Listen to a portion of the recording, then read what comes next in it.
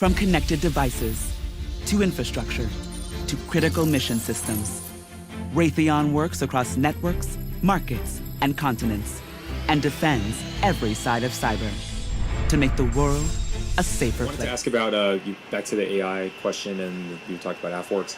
Do you feel that you're attracting the right companies to come do autonomy, to come do AI? And I look at it in the lens of what's happening right now with the Google Project Maven dust up, as well as Gavini, a firm that Bob Work, former deputy secretary, is working for.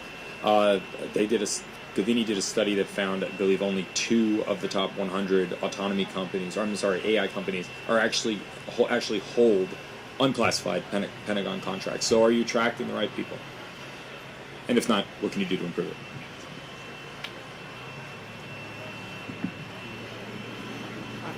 I don't think we're attracting enough people.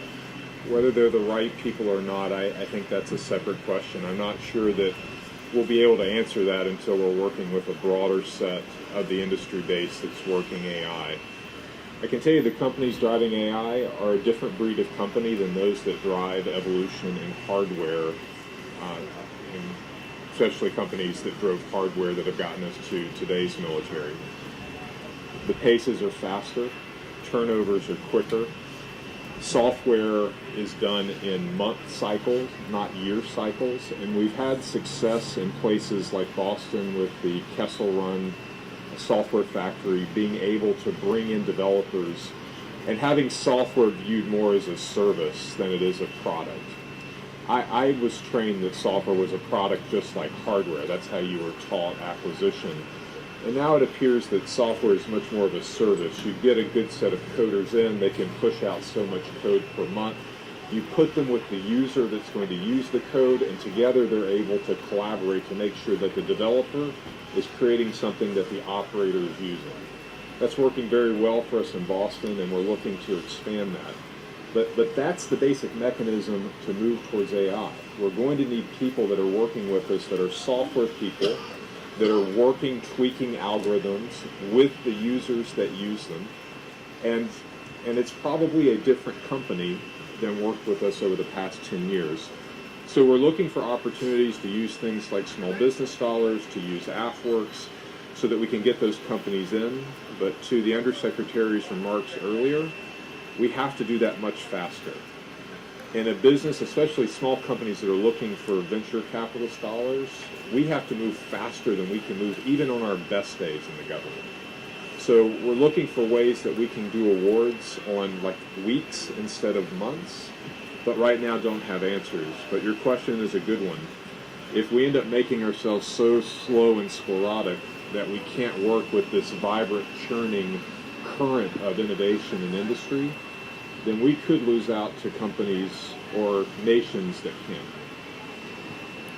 I think, one of the exciting things about AI is kind of mundane because, sustainment costs us about 70% of the overall total cost of any weapon system. You're all familiar with that. But one of the exciting things that we're looking at is predictive maintenance. So, we base our maintenance on hours, right? So when an airplane hits a certain number of hours, it comes in and they do a small tear down, or they go into depot maintenance and they do a complete tear down, whether it needs it or not. And, by the Internet of Things and being able to use sensors on critical parts, and then applying historical data from those large data histories that we have, we're looking at, and we've been partnering with major airlines who do this, and they predict parts that will fail just before they do, and then they get replaced. And it's much more based on reality rather than just a calendar or a clock. It's very exciting for us, and I think it holds a lot of potential to reduce our sustainment costs. And to your point on clearances, that's something long-term we probably need a solution for. But in the near term, a lot of the things that we do in the Air Force are unclassified in nature.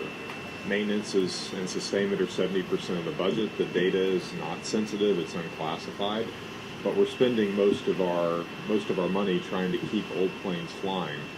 So that's a great area to begin. And I think that by getting that right, we open up a storefront partnership with industry that then can allow us to start working processes for clearances where we have to do work at a classified level. But if we can't make the unclassified easy path work, why do we think we'd be able to make the harder path to classified work?